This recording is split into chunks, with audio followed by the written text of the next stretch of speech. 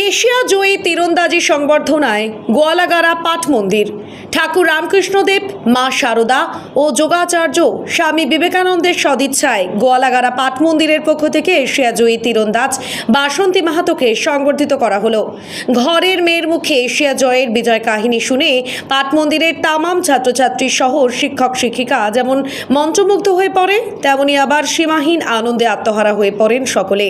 উপস্থিত থেকে সহযোগিতার হাত বাড়িয়ে দেন বান্দোয়ানের বিধায়ক রাজীব লোচন সরেন ও জেলা পরিষদ সদস্যা প্রতিমা সরেন সহ উপস্থিত সকলেই।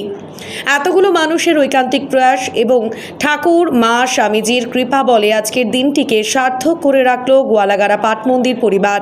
সর্বোপরি পুরুলিয়া কন্যা বাসন্তী মাহাতোকে আর এক ধাপ এগিয়ে অলিম্পিক জয় করতে ঠাকুর মা ও স্বামীজির দরবারে প্রতিনিয়ত প্রার্থনা করে চলেছে পাঠ মন্দিরের সদস্যরা।